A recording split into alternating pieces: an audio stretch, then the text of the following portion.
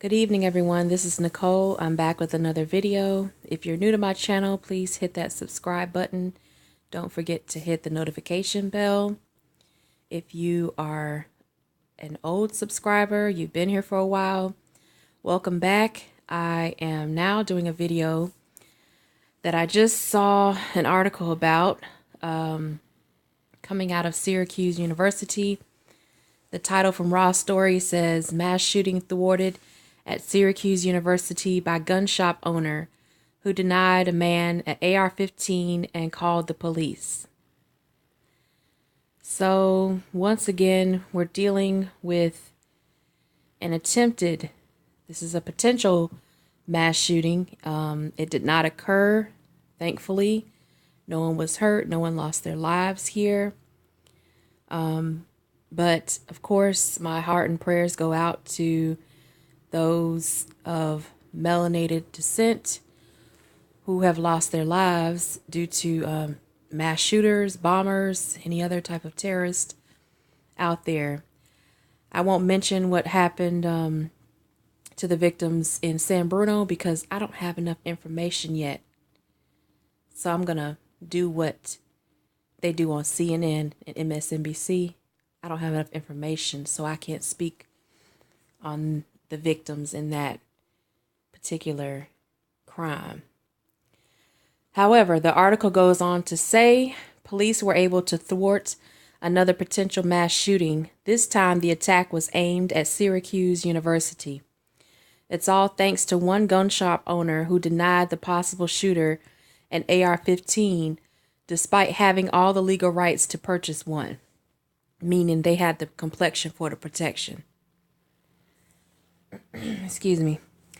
22-year-old student Xiaoteng Zhan was deported to China by federal agents March 20th, according to Syracuse.com. So that's the university's website, and they have that linked here. He had stockpiled a gun, ammunition, and accessories in his off-campus apartment. Zhan confessed to a friend that, quote, the dark side, end quote, had prompted him to buy a gun, bulletproof vest, and other things, according to Syracuse Deputy Police Chief Derek McGork. Quote, I might use the gun to cause trouble, end quote, Zhan reportedly said. I have been preparing. A fearful friend begged him not to shoot children or to kill her. Zhan allegedly told her, quote, you're the only one I don't want to kill, end quote. So this dude clearly had some issues. This is like a terrorist in the making. Police were able to arrest Zhan prior to carrying out the threat. They reportedly worked with a gun shop in New York's Madison County to track the potential shooter on spring break in Mexico. The gun shop reported that Zhan wanted to purchase an AR-15, a weapon that has been used by mass shooters in previous incidents. The shop owner called police. He noted that Zhan was in the states legally on a student visa. And he had a valid hunting license that he had purchased the day previous. He also asked for other high-capacity shotguns. Zhan should have been able to purchase the weapons legally, but the shop owner refused. The owner then followed Zhan to his car and wrote down his license plate number. It sounds like the shop owner has had to do this before. This is not the first time he done had to deal with some crazy motherfucker coming up in his store wanting to buy high-capacity weapons. Lord. Okay. It goes on to say police learned he went to Dick's Sporting Goods asking about assault rifles. He was denied there as well. The police weren't able to get a search warrant, but they did learn that Zhan had sought psychiatric help at 2 different facilities. Oh, here we go. He exhibited suicidal behavior, depression, and a feeling that he might lose control and act violently. Zhan was then put on a list of people prohibited to purchasing weapons. They still couldn't find Zhan, but an alarm kept going off in his apartment and neighbors complained. A maintenance man entered the unit and found ammunition. At that point, Zhan was in Mexico with friends and was continuing to talk about his angst and intentions. He says, "The reason I want to buy guns is not to go hunting. I might do something extreme in the future," he confessed. His friends reached out to the school, which gave police enough to get a search warrant and commit Zhan to a psychiatric hospital. Oh, please. Psh.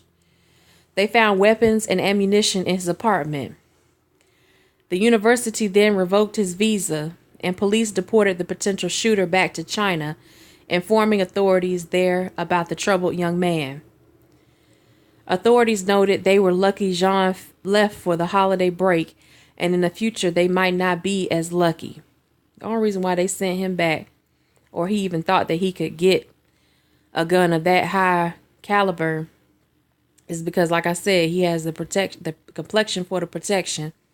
If he was black, he would have been jailed just asking about, not even trying to buy, just asking about a gun of that high caliber with the magazine for AR-15. You know, this story right here, at least this time at Syracuse, New York, the police were on the case a whole lot better than what happened in California earlier with the YouTube shooter, Nassim Agdam. But yeah, he had a complexion for the protection. And if it was a black person, oh yeah, definitely would have thrown you in jail because they don't have anywhere else to send you. This boy is here on a student visa. He came over here, probably got mad about something, just like the guy, I think it was Virginia Tech, and there was another guy recently, I think last name Chin, shot up the school or something, or tried to do a Nicholas Cruz or whatever. Yeah, these people,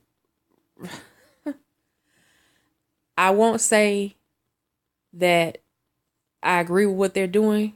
Definitely not. Or what he tried to do. But I will say they on code. If there's something that they want to do, they set out to get the steps, to accomplish the steps to get that goal done. They get that accomplished. They're on code. My only question is, when are black people going to get on code? Not necessarily buying AR-15s, because that ain't going to get it done. But having a mindset in general to have a goal and work together, because he clearly didn't work by himself, even though his friends told on him and snitched on him. He wasn't doing this, I don't think, by himself.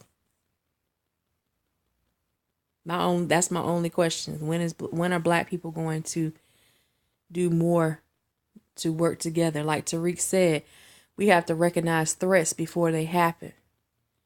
He just said that on his podcast last night. Recognize threats early. The people here at Syracuse, they didn't recognize this boy as a threat. He was just some Asian kid from China over here on a student visa. They didn't really think he was capable of doing what he was doing. And it was out of the ordinary to the shop owner to see an Asian student come in there wanting to buy a gun. He could have been a little bit less obvious that he wanted to do some mass shooting. He could have went in there and, asked for a pistol or something. No, he went for the big guns. He was telling the shop owner in his actions what he was about. That he wouldn't play no games. But like I said in the beginning, I'm glad that no one was hurt here. That it was, it was thwarted.